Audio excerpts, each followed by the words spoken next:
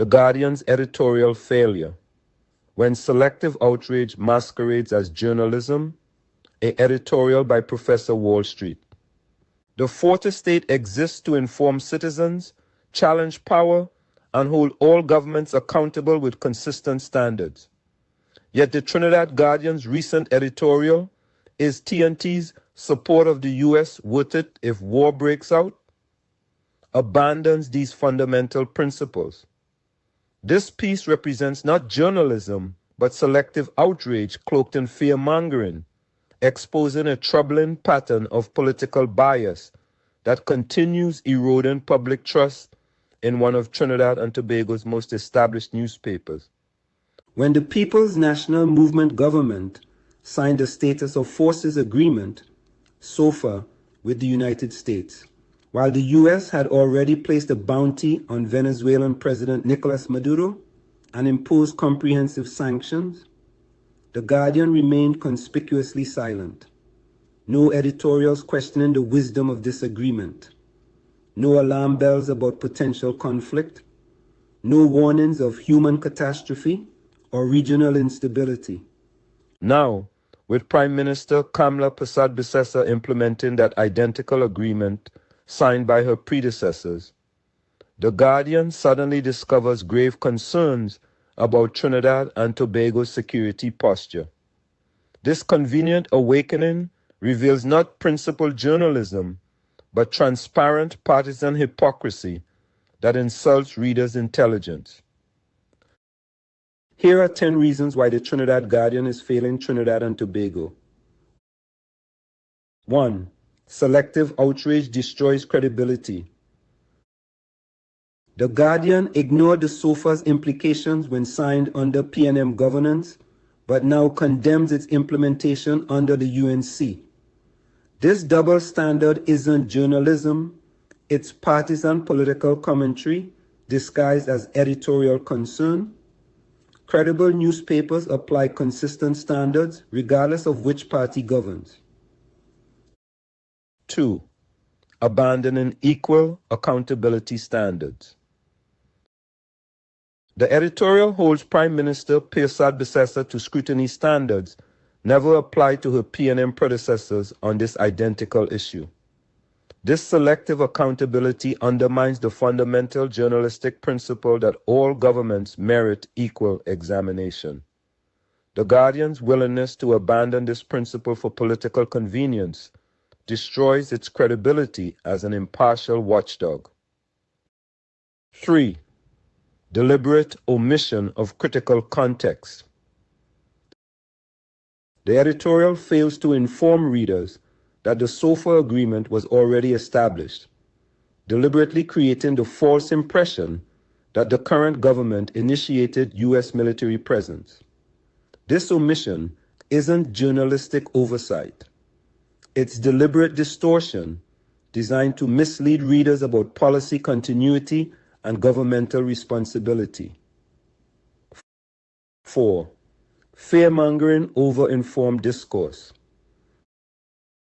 By framing the USS Gravely's presence as a prelude to imminent war rather than routine cooperation against drug trafficking, the Guardian abandons its educational role. Rather than fostering informed public debate about regional security challenges and Trinidad and Tobago's strategic interests, the editorial stokes baseless panic that prevents rational policy discussion. 5. Erasing PNM responsibility through silence. The Guardian's convenient amnesia about the PNM's role in formalizing U.S. military cooperation represents journalistic malpractice.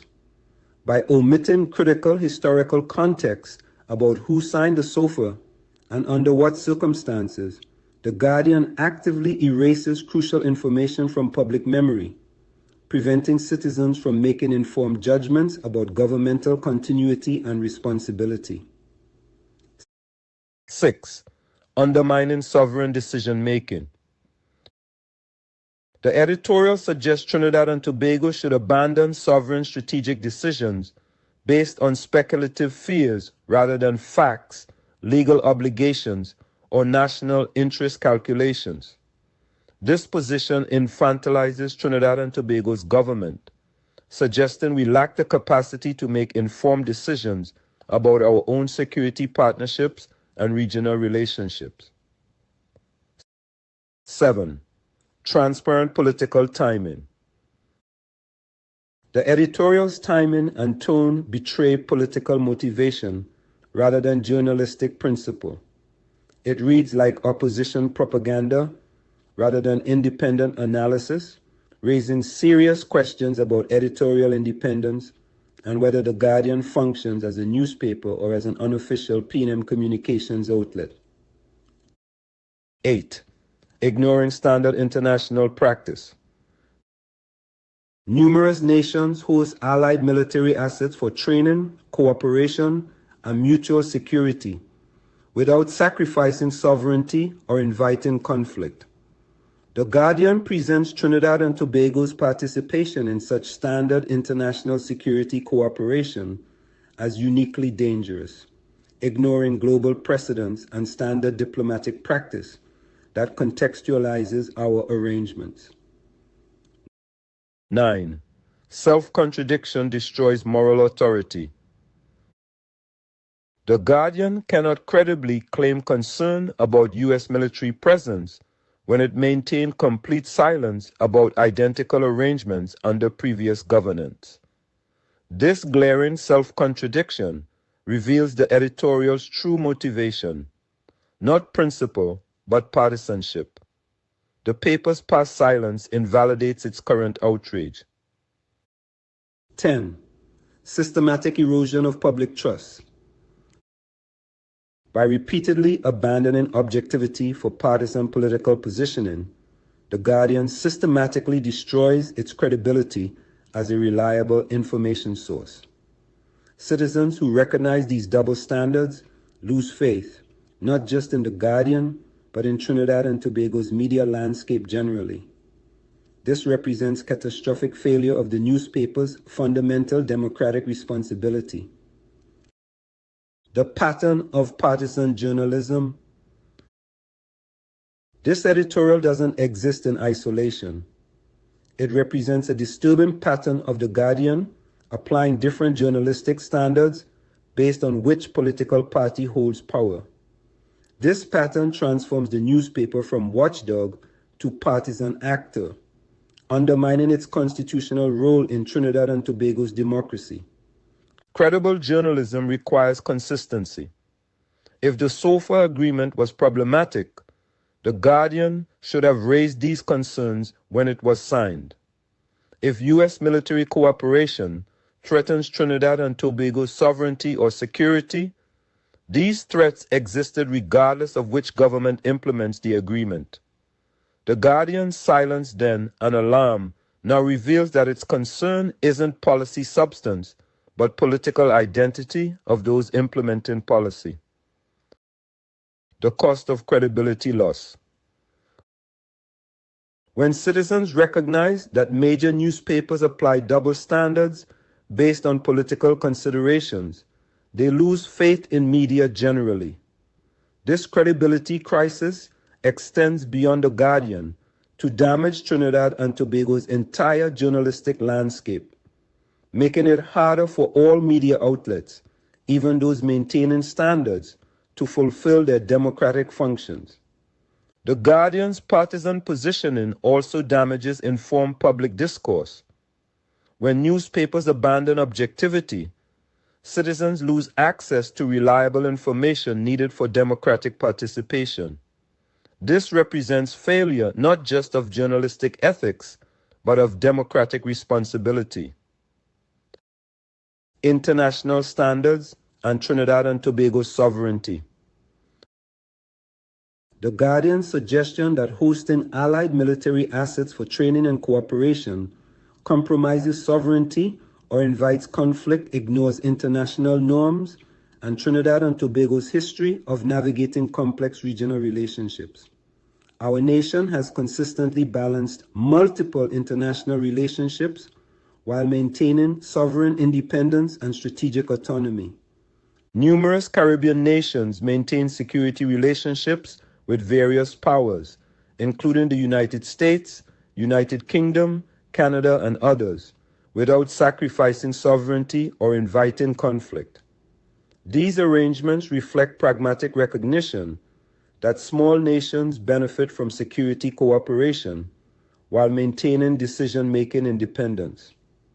The Guardian's portrayal of Trinidad and Tobago's standard security cooperation as uniquely dangerous reveals either stunning ignorance of international relations or deliberate distortion for political purposes. In conclusion, the Guardian must choose journalism or partisan politics. The Guardian faces a fundamental choice. Will it function as a newspaper serving Trinidad and Tobago citizens with consistent, principled journalism, or will it continue operating as a partisan political actor whose standards shift based on which party governs? This editorial represents the latter approach: selective outrage, deliberate context omission, and transparent partisan timing that insults readers' intelligence while abandoning journalistic responsibility. Trinidad and Tobago citizens deserve far better from one of their oldest newspapers. As George Orwell observed with characteristic clarity, journalism is printing what someone else does not want printed. Everything else is public relations. The Guardian's editorial about the SOFA agreement isn't journalism. It's public relations for the P&M opposition. It prints what P&M supporters want amplified while omitting what they prefer forgotten, that they signed the very agreement now being condemned. Real journalism requires courage to apply consistent standards regardless of political convenience. It demands integrity to acknowledge when current governments implement policies their predecessors established. It necessitates honesty to provide complete context, even when that context complicates preferred narratives. The Guardian has failed these tests. Until it rediscovers the principles that should guide journalistic practice, consistency, context, and courage to challenge all power regardless of partisan identity, it will continue its transformation from newspaper to political pamphlet, from watchdog to partisan actor, from credible source to cautionary tale about journalism's abandonment for political convenience. Trinidad and Tobago deserves a Guardian that guards truth rather than partisan interests. Until the newspaper remembers which side of Orwell's line it should occupy, citizens must look elsewhere for journalism that serves democratic discourse rather than political agendas.